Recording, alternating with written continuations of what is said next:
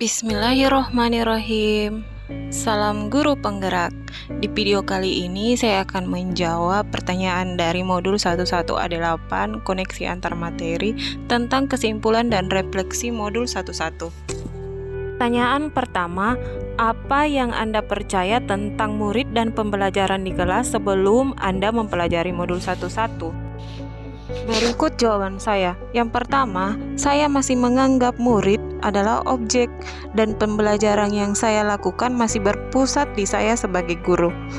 Karena menurut saya murid harus patuh pada perintah dan saya masih melakukan pembelajaran yang monoton. Sehingga masih saya yang lebih aktif dibanding murid saya di kelas. Yang kedua, saya masih menuntut murid memahami materi sesuai yang diajarkan. Karena saya masih mengejar materi terselesaikan tepat waktu, sehingga saya lupa memperhatikan bakat dan minat murid saya, yang berefek cara belajar murid saya menjadi tegang, karena tanpa tersadari saya lebih banyak metode ceramah, tanpa memberi banyak ruang kepada murid saya. Yang ketiga, saya masih memberi reward dan hukuman. Contohnya, saya memberi hukuman kepada murid ketika mereka tidak mengerjakan PR dan memberikan reward ketika nilainya paling tinggi di kelas. Dan ini mengakibatkan terjadinya kesenjangan.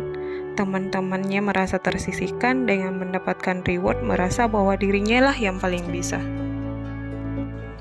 Kemudian, untuk pertanyaan yang kedua, apa yang berubah dari pemikiran atau perilaku Anda setelah mempelajari modul ini? Yang pertama, menuntun anak mencapai kodrat. Karena pendidikan itu tuntunan di dalam hidup tumbuhnya anak-anak kita. Artinya bahwa hidup tumbuhnya anak itu terletak di luar kecakapan atau kehendak kita sebagai kaum pendidik. Jadi dalam proses menuntun anak diberi kebebasan, namun pendidik sebagai pamong dalam memberi tuntunan dan arahan agar anak tidak kehilangan arah dan membahayakan dirinya. Yang kedua, pembelajaran berpusat pada anak. Sebagai pusat pembelajaran, kebutuhan anak harus terpenuhi, harus perlu merasa aman, nyaman, berharga, dicintai, dan dipahami. Karena akan mendorong munculnya motivasi dan kesadaran anak untuk belajar. Prinsipnya, pembelajaran yang berpusat pada anak akan menjadikan anak sebagai subjek pembelajaran, karena itu merupakan hak anak. Yang ketiga, trilogi pendidikan.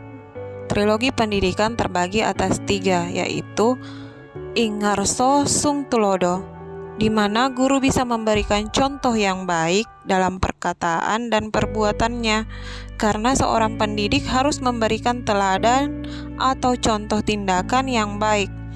Kemudian, Ingmadio Mangunkarso, guru harus menciptakan prakarsa dan ide. Guru selalu berada di tengah-tengah murid untuk memberikan semangat. Kemudian, Tuturi Handayani, guru harus bisa memberikan dorongan dan arahan kepada muridnya. Untuk pertanyaan yang terakhir atau yang ketiga, apa yang dapat segera Anda terapkan lebih baik agar kelas Anda mencerminkan pemikiran Bapak Ki Hajar Dewantara? Yang pertama, menjadikan murid sebagai subjek dan pendidikan yang berpusat pada murid. Artinya, murid harus berperan aktif dalam pembelajaran agar mengkonstruksikan pengalaman-pengalaman belajarnya dalam bentuk perubahan.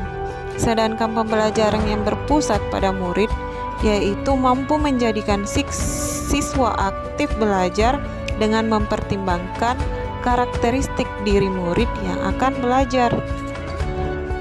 Yang kedua, menciptakan suasana kelas menjadi lebih menyenangkan. Di sini, saya melakukan atau menggunakan metode pembelajaran yang lebih menarik dan inovatif. Kemudian, yang ketiga, mengajak murid membuat kesepakatan kelas. Jadi, di sini tidak ada yang dominan dalam pembuatan aturan kelas. dan juga tidak ada perbedaan pada murid, sehingga murid mampu mencapai kekuatan kodratnya sesuai dengan kodrat alam dan kodrat zamannya. Dan yang keempat, berusaha menunjukkan dan menuntun teladan yang baik dengan penguatan pendidikan karakter, yaitu dengan menuntun murid agar tetap memiliki budi pekerti dan sesuai dengan 6 profil pelajar Pancasila. Demikian pemaparan tugas kali ini, semoga bermanfaat. Terima kasih. Salam guru penggerak.